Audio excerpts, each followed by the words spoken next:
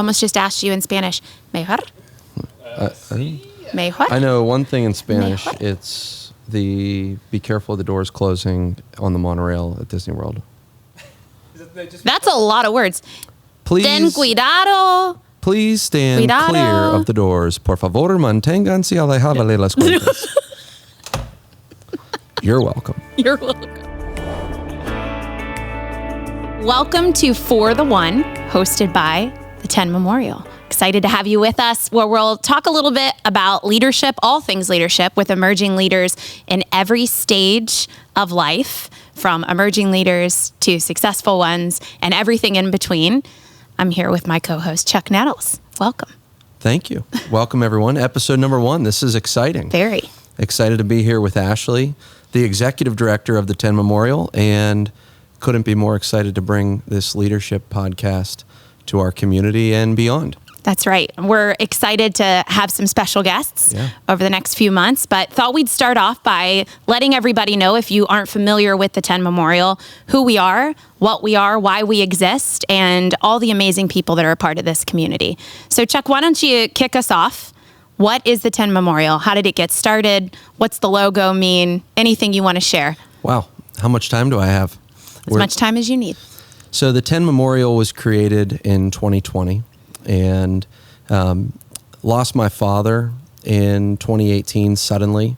Dad was an incredible leader in Pittsburgh and beyond. He was a maverick for Enterprise Rent-A-Car. And shortly thereafter, my brother and my mom, my brother Tom Nettles, an incredible golfer, and at the time was just graduating college and working his way onto the developmental tours of the professional golf circuit. My mom, an academic her entire career, we knew we wanted to do something to honor Dad's legacy. And so didn't really have the courage to do that from day one. Mm-hmm. And then we had this little thing called COVID. I don't know if you remember that. I do indeed. We had this little thing called COVID that brought everybody indoors and together, at least close family and friends together. And we were at Mom's house in May of 2020, a Sunday dinner at Mom's house, which is something we still do to this day. And we were talking about, hey, let's do something now. Now's the time. We've let a couple of years pass. Let's do something to memorialize Dad and honor Dad. And it was the perfect storm because the developmental tours, the professional golf tours, were shut down. Golf in Pennsylvania was shut down in many other states. And so my brother, who had just qualified for the Latin American tour, he didn't have a place to play, and neither did any of his friends. And they were playing these little kind of underground games in South Florida. He had developed a cool community. And we said, what if we put something on the calendar that would be something to look forward to for that group of guys and gals? We had a couple professional ladies playing in our first event. And so in May, we put this on the calendar for September, not knowing if it would ever happen. Fortunately, or unfortunately, a lot of the local country clubs here lost all their Monday outings, all their charity outings. So we had our pick of the date, our pick of the golf course, and we chose St. Clair Country Club. That's where Dad was a proud member, and Tommy and I grew up playing there. And we put it on the calendar again, not knowing if it was going to happen, but it was something that people could get excited for. And now, 5 years later, we can probably admit that it was the largest indoor gathering the night before the event. You remember that? And we had an amazing couple days where we had a 2-day professional golf tournament.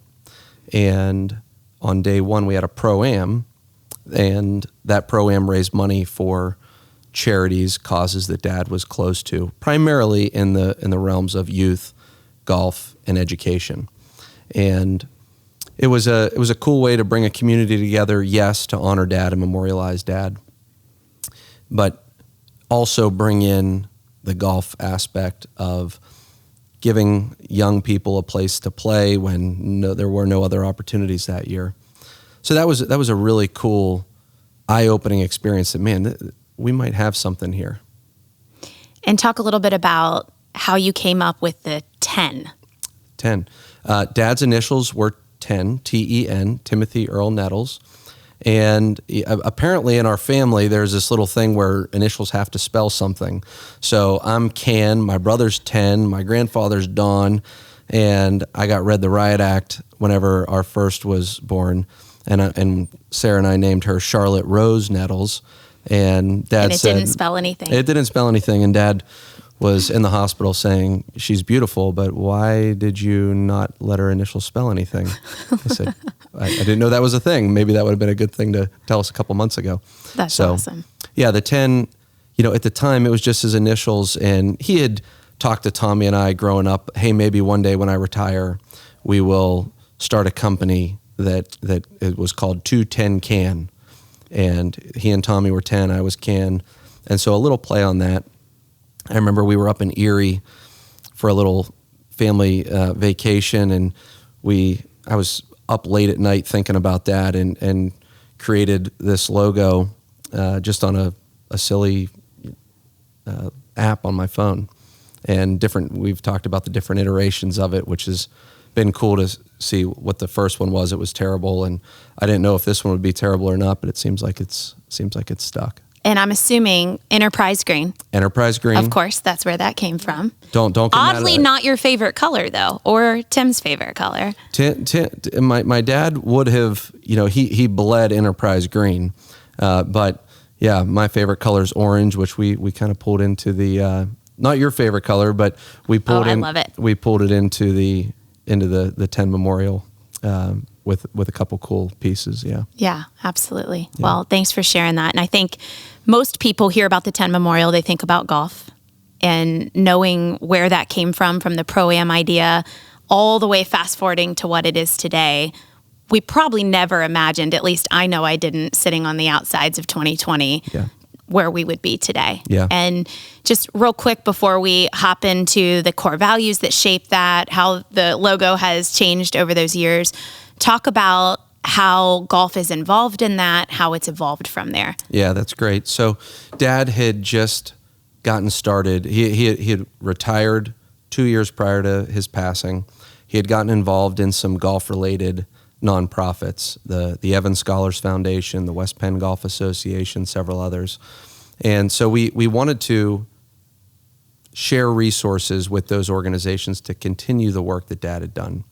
And, as far as this organization exploding, you've been the catalyst for a lot of the vision and the dreams that we've now seen come to pass, which is cool. And in fact, this podcast being one of them. So, but for 5 years, we shotgunned resources that we raised at that fall event in September, the professional event, and gave a lot of money away to organizations that Dad was close to. And we still love those organizations. And then, as you remember, last year, about this time, we were sitting in a board meeting and talking about, okay, what's next, right? Mm-hmm. We don't want this to get stale. We don't want it to always be about, if Dad was sitting in the room today, which I think he can hear us, if Dad was sitting in the room today, he'd be like, okay, enough about me. Sure. Take this and do something bigger with it. Mm-hmm. And, I think about my dad a lot when I think about leadership and the selfless leader that he was. And that's probably what I'm most proud of in the last year, is watching this community go from, yes, we honored one man in a great way, and we will still continue to. But this has become so much bigger than just honoring one person.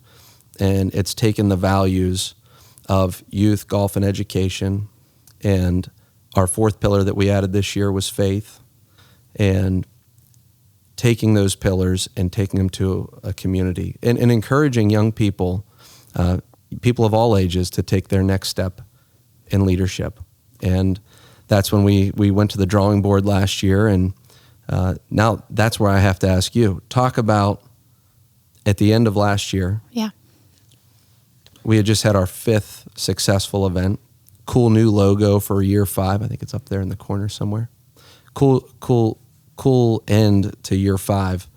But talk about that thought process for the next few months as to what was next for the 10 Memorial. Yeah, I mean, you talked a little bit about taking ownership of something, and we all knew that the values of who Tim Nettles was the legacy that we wanted to all live out in our own lives. So we started talking about being very intentional about our language, our caption on the website, celebrating legacy, and creating opportunity. So for us, we had that aha moment. The celebrating of the legacy has been so good, so special, so successful. Yeah. We've brought in not only professionals, but really amazing leaders around the city of Pittsburgh and all of Western Pennsylvania and Ohio, and obviously pros that are traveling all over the world. And how could we now get to the creating opportunity part? And not that our dollars and our resources from the event weren't already achieving that in some way, but we wanted to have a little bit more power and control over how we could make greater impact here. And I think it was just an easy solution when we said, let's take it to the next generation. And so from there was birthed this idea of if we could build the world's best junior tournament for golfers, boys and girls, ages 12 to 18, what would it look like? Yeah. And we literally got out pens and paper and started writing all of that down in my lens from just experiencing golf in the last several years of my life versus your whole life of exposure to different elements that have been so wonderful with the golf community. We started asking, obviously, Tommy and Diane and Sarah and everyone a part of our board, and said, how about we just start making some asks? Yeah. And that's what we did, right? Like we just started asking questions, and people started saying, yes, let's do this. And 3 months, maybe less than 3 months, hosted probably the greatest junior tournament I've ever seen or heard of or experienced. And I feel like we had no idea what we were doing. And you would know because you've been to a junior golf tournament or two. Just a little bit. Yeah. Really grateful to be part of some junior golf parenting in my life for sure. Let's back up just a second though, because you're not a golfer. No. You're one of the only ones in the 10 on the 10 board. I feel like this is a gotcha moment in the 10 community that's not physically a golfer. No, I'm not. Although I have seen you at Topgolf before. You do have some game. You Thanks, don't give yourself enough credit. I appreciate that. Talk about it, you're a leader. You're a born leader. You might not describe it like that, but I would. My experience with kind. You is that you're a born leader. Talk about looking at the game of golf, which I believe is one of the greatest connectors of people and the greatest opportunity for mentorship that there is in this world. You looking at the game of golf as a leader, not as a golfer. Just talk about that process a little bit and where some of these ideas have come. Maybe get into what some of those ideas were for the junior. Sure. Well, I think even just this morning we were talking about this with somebody that visited. It's amazing to me that leadership has no age limit. Yeah. No minimum, no maximum. Same with mentorship, this idea of either leadership or mentorship. And if we allowed ourselves, specifically those that have some understanding of the trajectory that the game of golf can take you on, like the relationships that it gives us access to, the conversations, just in and of itself, it takes a half a day to play golf. So you spend a lot of time with really good people. And I think for me, when I was looking at what the wrapper of golf could do for somebody's life, I realized if we allowed young people to start thinking about themselves as leaders from a younger age, which I believe that whether intentional or not, that's how I was raised. I knew there was something to the way that it could shape their future, along with the access to golf being a part of that. And so, again, back to this idea of a junior tournament, we hoped that what was the outcome of a junior tournament didn't look like all the rest of them that I had participated in, or you had as you and Tommy, growing up. And so, yes, it was very competitive at the prestigious Laurel Valley, which thank goodness for that amazing staff and crew who said yes. And really the board who said, if Laurel Valley is going to be known for something, this is what we want to be known for. And we're so grateful for that. So cool. But not just the elements of golf as we know it, but how about we tie around that a leadership development idea? Yeah. And I think, again, I feel like I might have had the advantage from a leadership principle because I was around leaders my whole life. And obviously being the oldest of 5 kids, just always kind of thought about who was watching, how can I be a good example? And just marrying those two ideas together. The advantage of people who had access to golf and the networks and relationships, and the advantage of leadership, and kind of bringing that together into one idea. So good. So good. And the Laurel Valley event, the junior, the 10 junior, talk a little bit about the launch of that and the fact that, yes, we were trying to put on the greatest junior golf tournament in the world. And spoiler alert, we're going to do it again. The greatest junior golf tournament in the world, but it was going to look different.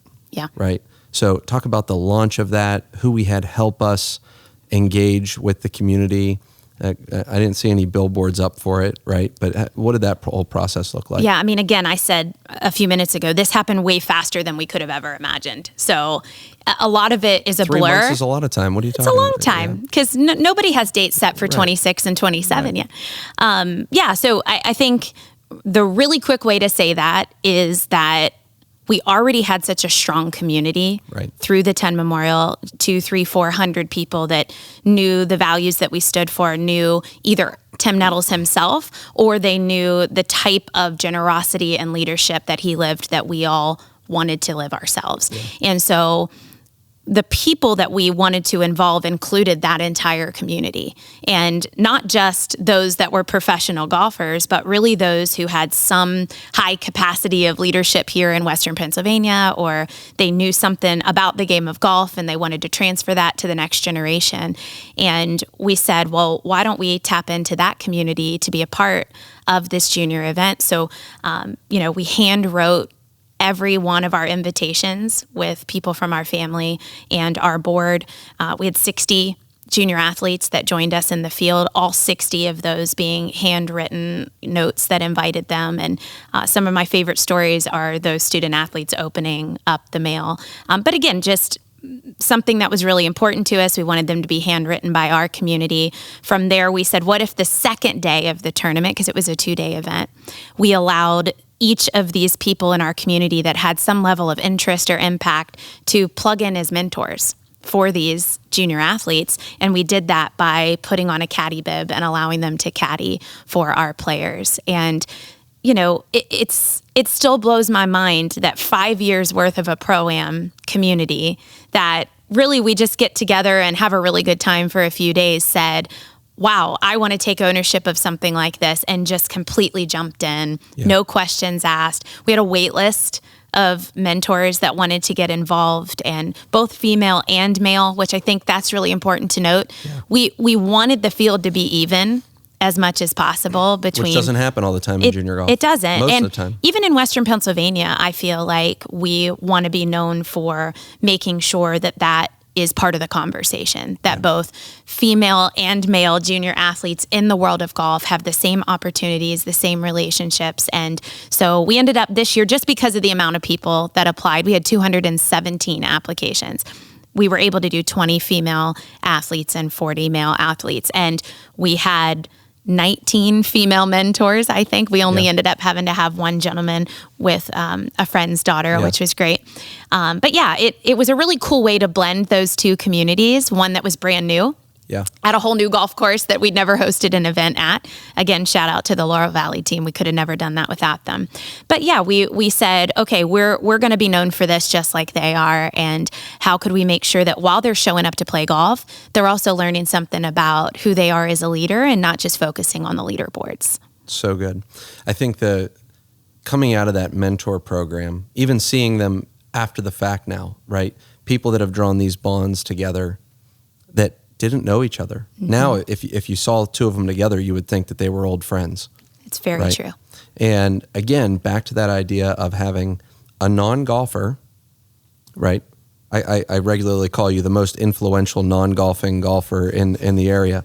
But to have a non-golfer, in fact, we had some people question us, people that we love and look up to as far as big influence in the golf community, say, I don't think this mentor thing's going to work, right?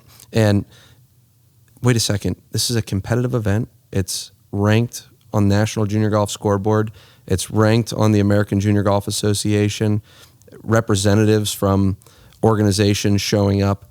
It's a competitive event. We had state champions on the boys and the girls side, and you're going to put a random person with them, that random to them at least, that may not be who would they be looking for in a caddy. Right.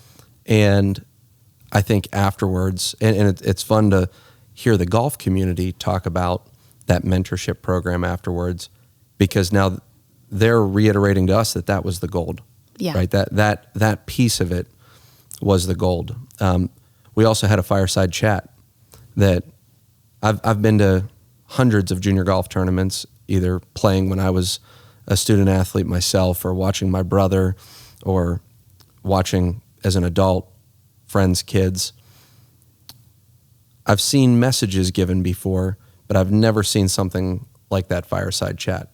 Right. And when we talked about writing down what would the best junior golf tournament look like, what would that experience look like, we wrote down a lot of things. A couple of them scared me. Still do. One of them being it was free at Laurel Valley. That was a scary thing.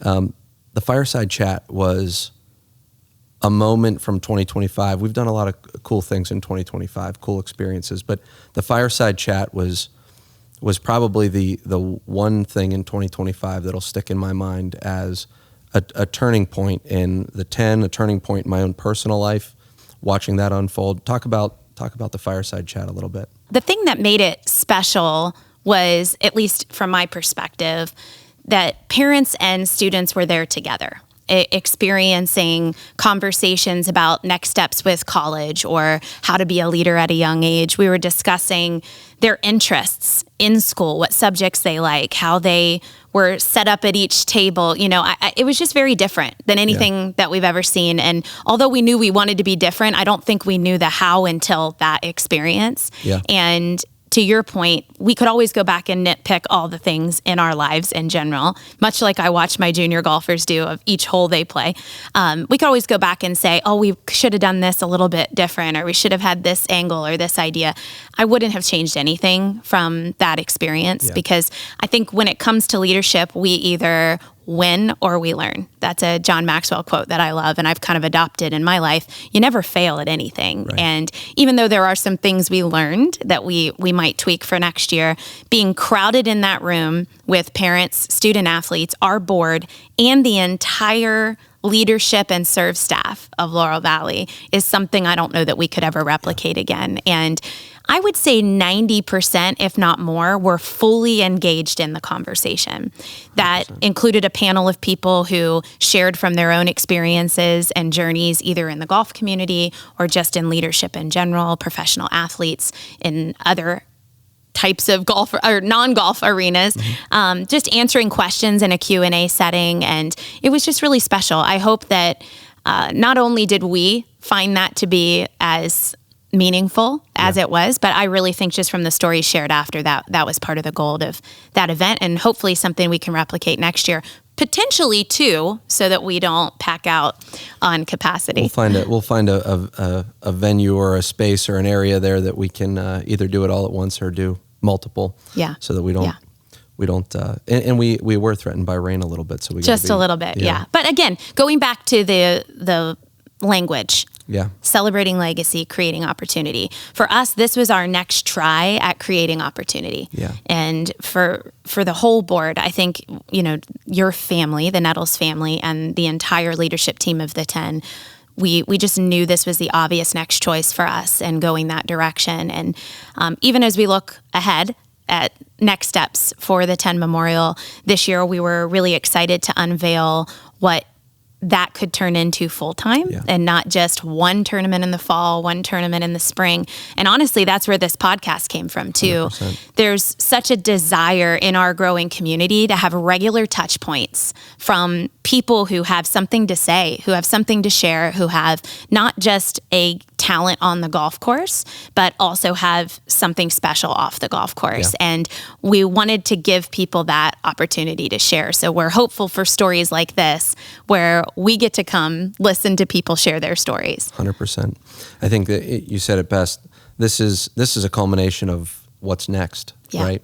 And what a cool principle to share with other people as far as, hey, This is our first podcast. We're not experts at this. Not at all. We've got some good coaching, but we said, hey, we're going to do this. We're going to put a line in the sand and take our next step. But as far as the mentorship piece, and I'm just shifting this into leadership principles in general, and you talked about what's next after that mentorship program, right? Because we've got something cool going on in Western PA as far as bringing that mentorship year round. You want to talk a little bit about the academy? Yeah. So next steps for that is the 10 Academy. That's what we call that. Obviously a physical location where we're able to put boots on the ground to experience the next level of golf from an indoor facility standpoint. So making sure that we have top of the line technology, access to study areas, and all the things that you would want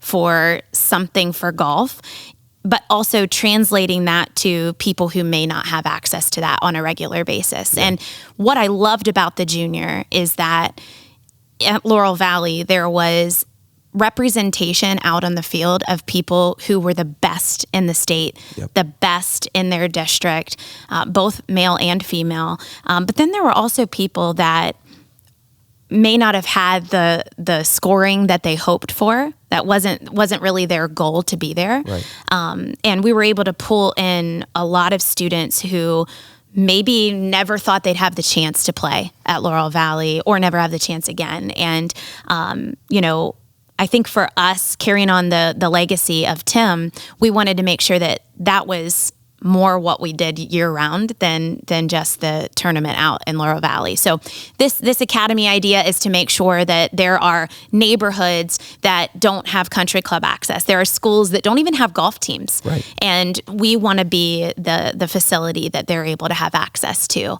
have our own little country club experience without the politics, just mentors that are pouring into them. Yes, golf pros that teach them something about the game of golf, but also just a safe place for them to see where this could take them. And if I could just say one cool thing that came out of this year, meeting with one of our sponsors actually, and sharing the vision for the academy, he said, introducing the next generation to the game of golf is really important. Yeah. Golf needs to be here forever, but introducing to young people to where the game of golf can take you, that's what's most important. And I just feel like that's what we're trying to do. We're trying to introduce them to where the game of golf can take you. Yeah. We say it often that golf can be an unfair advantage. Yeah. Right? And catching golf at a young age, the cool thing about golf is you can play your entire life. And when you're playing, literally, it should only take 3.5 hours, but sometimes it takes closer to 5. When you're playing golf, you're fully connected with the other people that you're with. And I think that was the brilliance of the mentorship program, where somebody was fully connected to their mentor. And maybe they didn't get too deep on the golf course, but some of those relationships that have come afterwards have really blossomed. And when the academy launches, that's just going to continue, bringing that mentorship to young people with a golf wrapper. Right? It's like a John Maxwell leadership book, right? It's a wrapper. Yeah. And I think if 5, 10, 20 years from now, we're looking back on the names of all of the junior athletes that have participated in the junior, there's going to be another Neil Shipley. 100%. And he's going to, or she's going to have been a part of what happens at Laurel Valley. But more important than that, and maybe more statistically true, all of these young men and women are going to be the next business leaders, the next inventors. And it's really cool to think that we're encouraging them to think from that lens of leadership at 12, 14, 15 years old before they graduate high school or graduate college and have to decide if they're going to play pro golf for the rest of their life. Yeah, that's good. Yeah. I just got an idea. Maybe we should have Neil Shipley on a podcast one day. Hey, let's do it. Yeah. That's good. Big supporter of the 10, by the way. He is a big supporter of the 10. Yes. He in fact reaches out to us. Mm-hmm. He's got a busy schedule traveling the world and reaches out to us and asks, what can I do to help? Hey, I saw the date. I'm in. What can I do to help? He definitely epitomizes the values of the 10. Just one example of the amazing people in our community. Yeah. I know you and I have talked a lot about the mentors in our lives growing up and the people that we looked up to growing up, and maybe the first time we felt leadership in action, or we even looked at ourselves as a leader. And I think about some of the student athletes that will continue to connect with mentors year-round through the academy, and think about their story unfolding and telling the stories of those mentors and those people in their lives. How about a couple stories from your childhood growing up? Because yes, the next Neil Shipley, absolutely. I also think there's going to be the next Tommy Nettles. There's going to be the next Ashley Stevens. There's going to be the next John Palermo that say, hey, I have an idea. Let's go do this. Let's lead. Yeah. Talk about your childhood as far as those mentors, those leadership thoughts, and when did you first experience leadership, or when did you first think about yourself being a leader? I might have to admit my age if I tell you. I'm just kidding. So I love this thought because this challenges me to think about the first time that I felt like I had something to contribute. And I think the first story that pops into my head is I was 8 years old and very involved in my church as a young person. And obviously 8 is second grade, third grade. So I'm the oldest of 2 at the time, very soon thereafter to be the oldest of 5. So I already knew I was the oldest kid and had to set some sort of good example for my younger sister. But we had this really cool thing at church where when you turned 9, you could serve, meaning you could actually do all the things that no one wanted to do in the nursery. So you got to change diapers and, clean. And but the cool thing is they actually, the woman that was in charge of the nursery at the time actually made custom aprons. So not only did you have the opportunity to serve, but you got your own apron with your name on it. And that's a big deal. All I wanted to do was turn 9 to have this opportunity to serve and have an apron with my name on it. Just very one small example of how we're walking around all the time with the ability to make somebody feel special by calling out their name or giving them something with their name on it. But for me, I think I just got real excited about not just the apron, but the opportunity to do something for babies or kids that were younger than me. And funny story, 5 years ago, maybe, the lady that I mentioned that ran that ministry found me on Facebook, sent me a message asking me for my home address, and sent that apron to me in the mail. Yeah, it's hanging in my kitchen right now. I've seen that apron before, I think. Yeah. If you're familiar with anything from the 90s. I think I saw Dylan wearing it once. Is that quite possible. Is that accurate? Yeah. Okay. If you're familiar with anything from the 90s, that was a Veggie Tales apron. Yeah. I've definitely seen Dylan wearing that. Yeah, and it has my maiden name on it, but it's special. It's a reminder, like a memento of, hey, this is who I am. This is who I was encouraged to be because somebody saw the potential in me. I think it's cool that person knew that would be special to you and sent it to you. I also think there's a cool concept in there that we, like you said, we may not know the small interactions we're having with people could have a lasting impact on somebody. And, 100%. And here you are still telling that story, leading organizations. I won't necessarily admit how many organizations you're leading right now, but it's definitely more than one.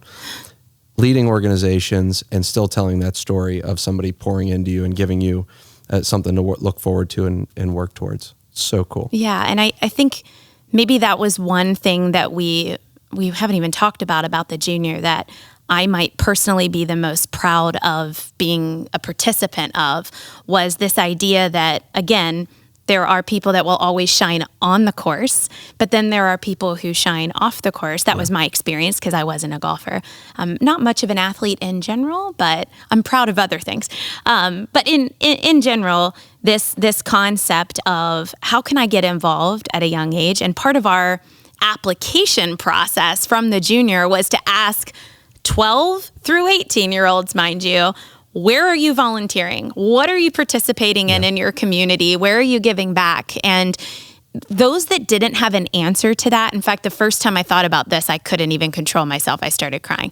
But those that didn't have an answer, I hope that going into 2026, 2027, even if they sign up for one weekend to work at a humane shelter or give food down at Light of Life or just do anything to give back. Maybe it's even signing up to take coffee to a police officer in the community.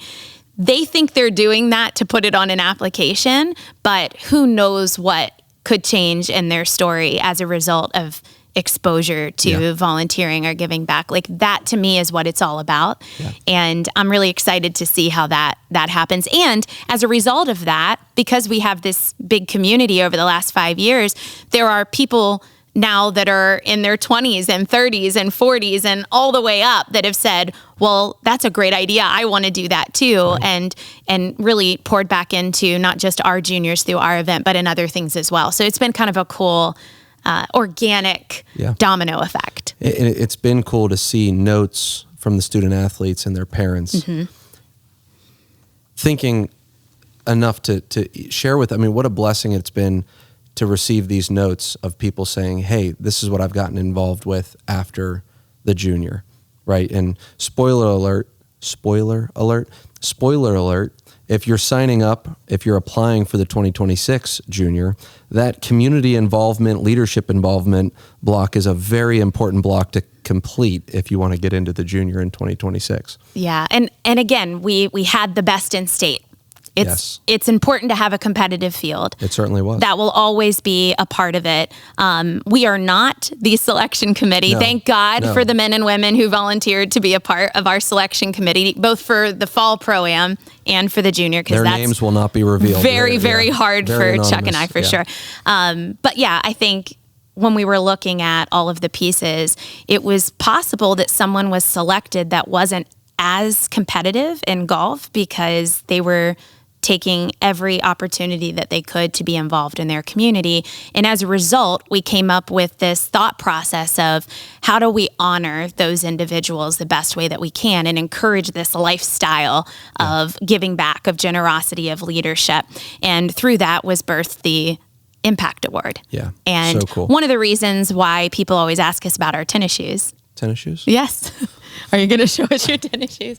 Oh boy. That's Look, I'm wearing mine too, actually. I have two pair. That's Green. one of my. Yeah. I love it. But only two. You know, the concept of leading where your feet are just became a cool fashion swag idea to give away these custom orange Nikes, much like our champions jackets are orange that you mentioned, but an encouragement to kind of get involved and to lead from where your feet are. And that's probably one of the coolest things about this year is how can we make sure that no matter what age, what stage of life, what level of leadership, like we're all leading from where our feet are.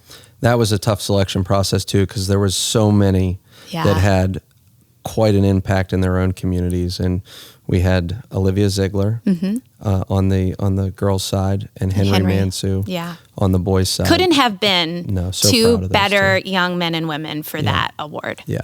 That was a cool moment. And again, another thing that makes the junior different. Each of those young athletes who gave everything they had in the middle of a rainstorm at Laurel Valley, who of course shine on the leaderboards, but also taking the opportunity to celebrate each one of them as leaders through the Impact Award. Just another way that we try to make sure that, yes, it's a little bit different than the typical tournament experience. Right. Yeah. Right.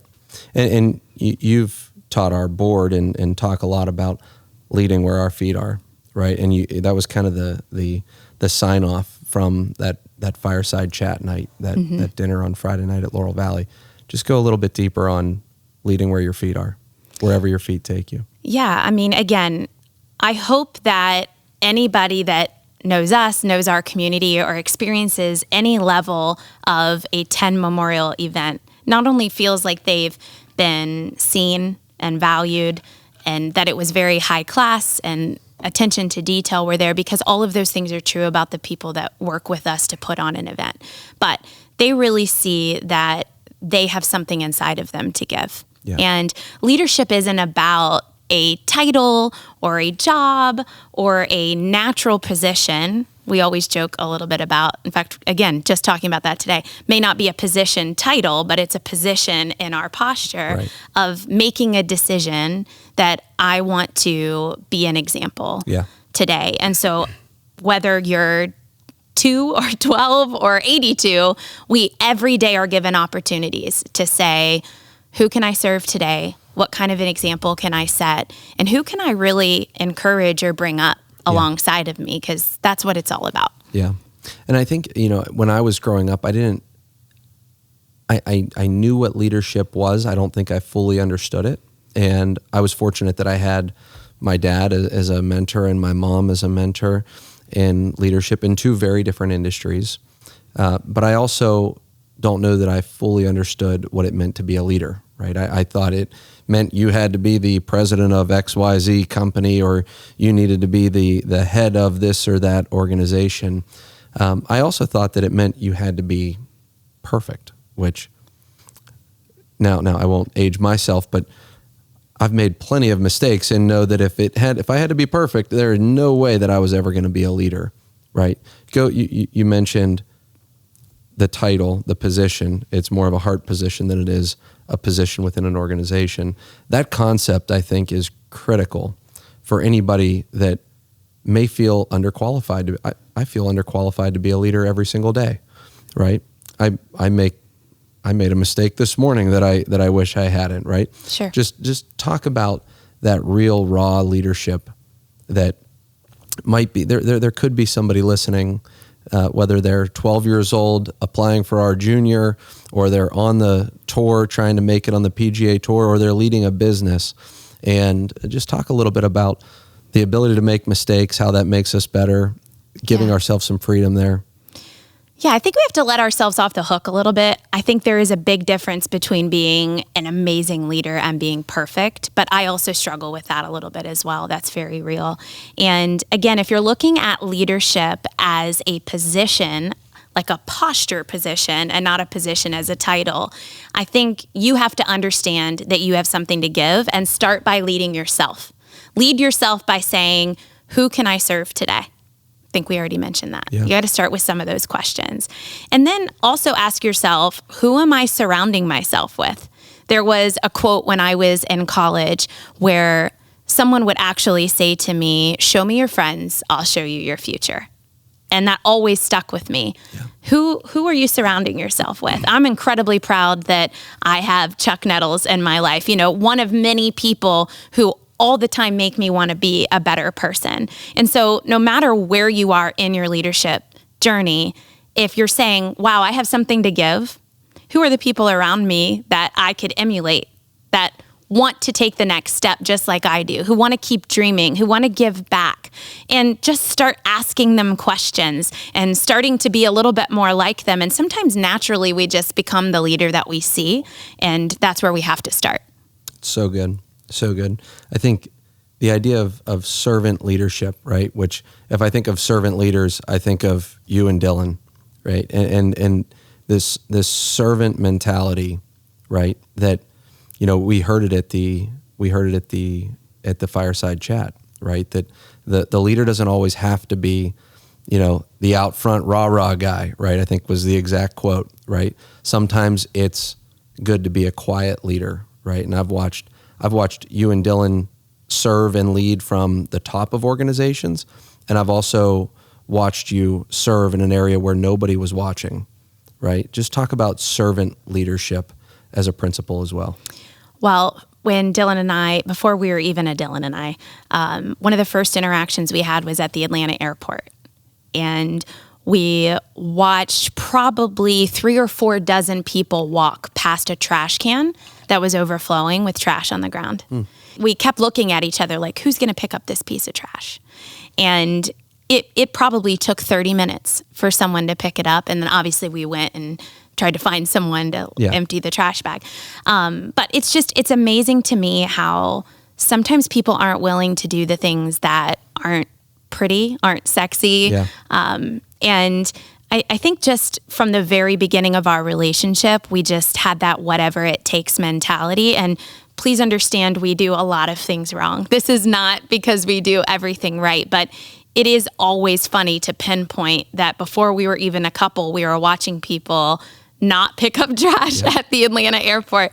And sometimes you just have to be willing to do some of those not so pretty things. And just no matter where you are, like I literally took appointments for a doctor's office. Like, I've had every job. I've served ice cream. I cleaned hotel rooms. Like, no matter what you're doing, if you can do it with excellence and to the best of your ability, and you can honor people in the process, it's amazing how you're given opportunities. Yeah. And while you're given the opportunity, why not set the example, right? Like that's kind of just the mentality that we've had. And obviously I'm so grateful for the greatest partner in the world to do that with in life. But I think if you just look for the things that some people aren't willing to do, and wherever you are, give it everything you've got with excellence, you'd be amazed the opportunities that come along. It's so cool. I'm so glad you mentioned the trash story, because just yesterday I was thinking of this gentleman that I've looked up to from afar for quite a while.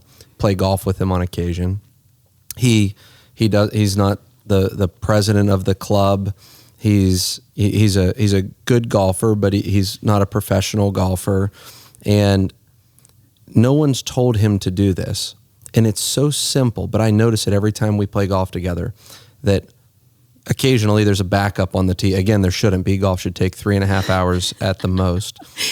Occasionally there's a backup on the tee box, and you look around a tee box and what's on the ground? It's always a bunch of broken tees scattered everywhere, right? Which if somebody were to wake up at 4 a.m. and watch the grounds crew serve, which thank goodness for the grounds crews that make these golf courses what they are, that not a lot of people see, because they're waking up at 4 a.m., turning the lights on the lawnmower.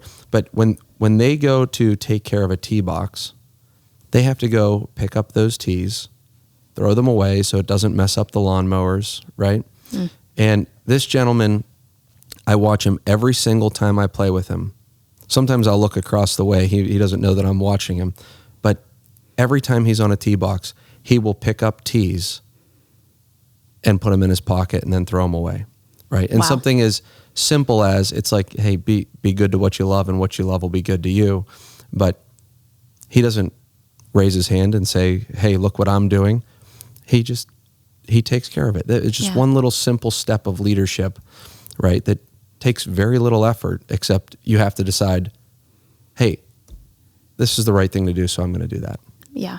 It's always the right thing to do the right thing. That's what Tim Nettles said. And I think that's a really special thing to note, because on this podcast, we have some of the best golfers in the world. Yes. We have some amazing leaders that are running businesses that are highly successful and world known and name recognized. Yes. But we're also going to have people like your friend who picks up all of the tees. Yeah. And that's what's important for us, is to highlight people at every level of leadership, even the things that might be in the dark that you may not think about, that make us better people. Yeah. And we've been so fortunate as a part of the 10 Memorial community to have people like that everywhere we turn. Yeah. And not just people we get to play golf with, but people who serve at events, people that drive places with us, people that, truly every person that's been a part of our sphere has a story to tell. Yeah. And that's what we get to do together through this podcast. Yeah. It's so fun. It's the Doug Kelly effect, right? The Doug Kelly effect in my life.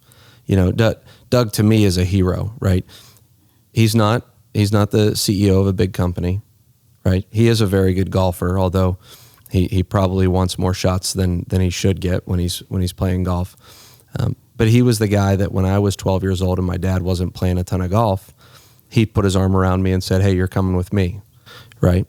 And we talked about it at the junior. I could walk this podcast back to that day when Doug said, "Hey, you're coming with me," and I can trace all these steps back to him. And he may or may not have known what he was doing at the time, but that idea of celebrating people, we are going to celebrate some really special people that are in high positions in life, and they are incredible leaders from that regard. But we're also going to be talking to people that this audience may have never heard of. And they should hear their story. Yeah, and I'll just take a quick pause before we wrap up and say, if there's a Doug Kelly in your life, take a moment and tell them that. Yeah. Thank them for pouring into you and investing in you. Investment doesn't just have to be money. Investment can be time and energy and skill and talent. And just like we get to do that for other people, there are people all along our story that do that for us. So if you have a Doug Kelly, please take a moment to do that. That's good. Before you wrap up, I want to ask you one more question. Okay. For the one. For the one. For the one. What does for the one mean? Well, hopefully it means we're doing more than one podcast, but for the one. Lots of meaning behind For the One. The primary driver of For the One by the 10 Memorial was that if there was just one person in our community that found out that they had potential to lead from where they are, it would have all been worth it for us. So if it were all just for the one, we could all go home and be happy with our lives, just like Tim took the opportunity to invest in anybody and everybody. And I hope you share those stories sometime. It would all be worth it for the one. With that said, we're not stopping after one episode though. No, not just for one episode. Not just for one episode. We're having a special guest next time. That's going to be exciting. Anything that you would leave the audience with as far as what they could be doing between now and then? Other than thanking the Doug Kellys in their life? Yes, that was good. Yes, I would say whatever you have today in your corner, use it for good tomorrow. And we look forward to seeing you back at For the One. Hey, thanks for spending some time with us, and we're looking forward to seeing you right back here on For the One next time.